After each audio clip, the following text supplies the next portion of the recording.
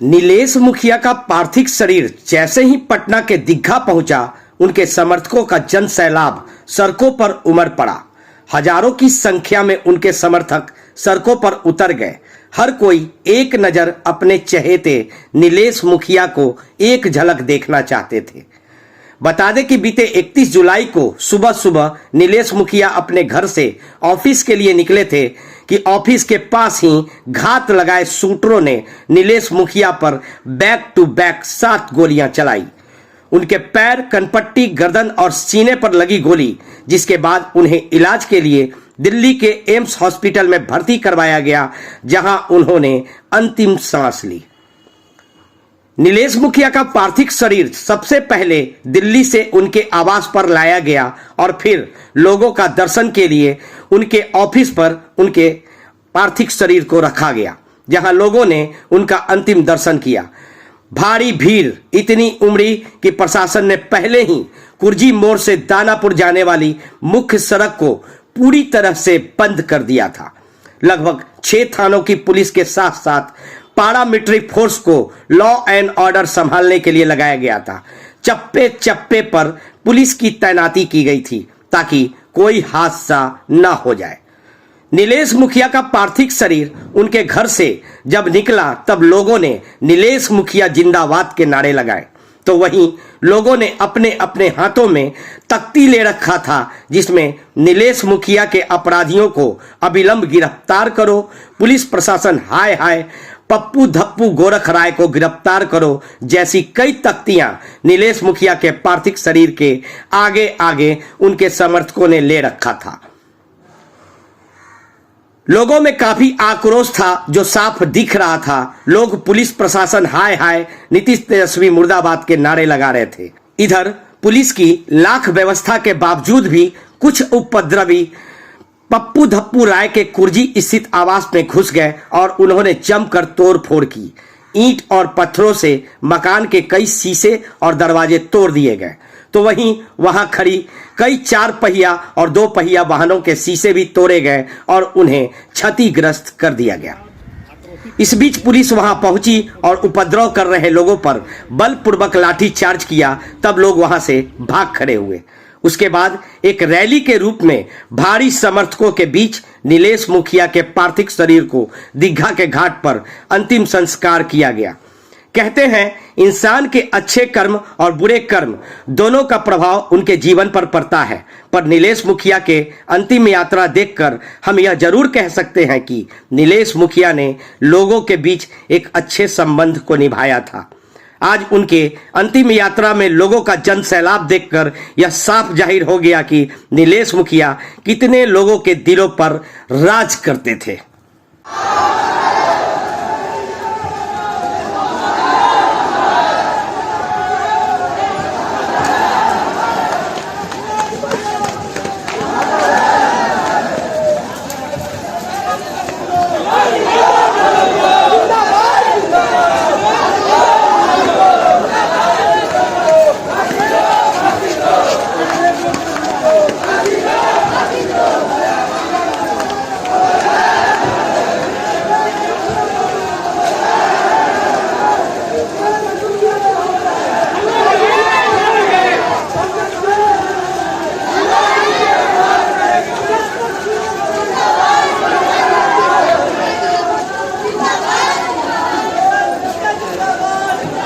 जिस प्रकार से उनकी पत्नी भी पार्षद है, ऐसे लोकप्रिय नेता को इस तरह से जघन्य तरीके से मारा गया।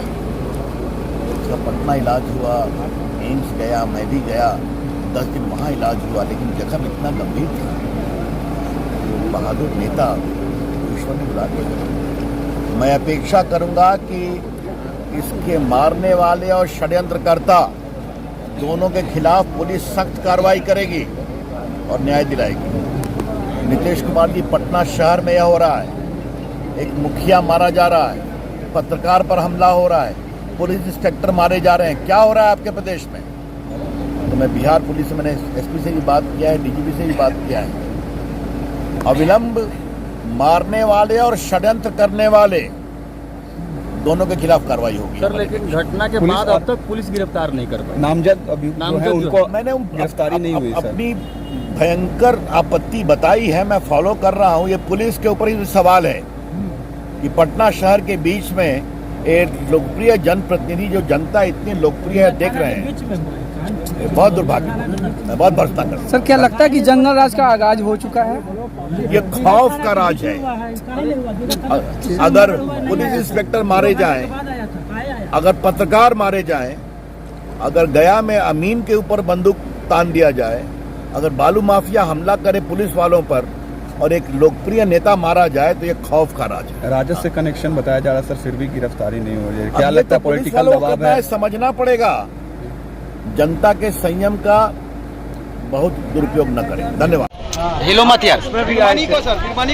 हमने उसमें भी मैंने कहा था, इन लोगों ने मरवाया, फिर बाहर से बेल हो गया, फिर एक घटना घटी, हम उसमें भी आए थे।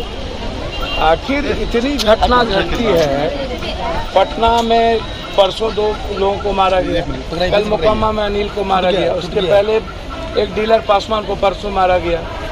होता क्या है कि आप इसको समझिए, समाज नहीं है। 40 करोड़ रुपया में फिर 3 महीने के बाद इसी आदमी को, इसी अपराधी लोगों को लोग बड़का नेता मान लेंगे। ये समाज को आप क्या समझते हो? ये इतने गंदे हैं सोसाइटी। मन तो करता है गाली देने का, लेकिन मैं नहीं बोल पाऊंगा, नहीं तो फिर कहेगा पप्पू यादव ने खतरनाक बोल दिया। ये इंसानियत पहले पूछता है कि किस जात का मर्डर हुआ और किस जात ने मारा, पहले ये पूछता है। हम तो डेली अपराधी नेताओं इसी कुर्सी पर तो बड़का फोटो लगता है इन साले क्रिमिनल का। एक तो शंभुआ को एमएलसी का टिकट दे दिया साले, जिस दिन मुजफ्फरपुर मंटुआ को एक तो बालू माफिया को एमएलसी का टिकट दे दिया। इन लोगों के साथ चलते कौन है? पूरा ये जो मेरिन ड्राइव है, इस पर अब भला लेडी चलना मुश्किल हो जाएगा। अब वहाँ कोरेक्स, गांजा, ड्रग्स, कौन है? छोटा लड़का क्यों?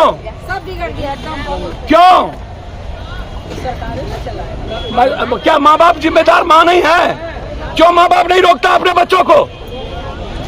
क्यों मर्डरर को वोट देता है? काय वोट देते हैं इन मर्डरर को? सर एक तो यहाँ पर जोगीपुर में तो क्रिमिनल है। जोगीपुर में जानीपुर, सुनिए बुरा रुकिए उसको। जानीपुर में एक क्रिमिनल है, उसका नाम है उज्जवलवा। उसने एक मुखिया को मारा और बाद में उसके मां को वहां की पब्लिक ने वोट दे दिया। क्या किया? जनता की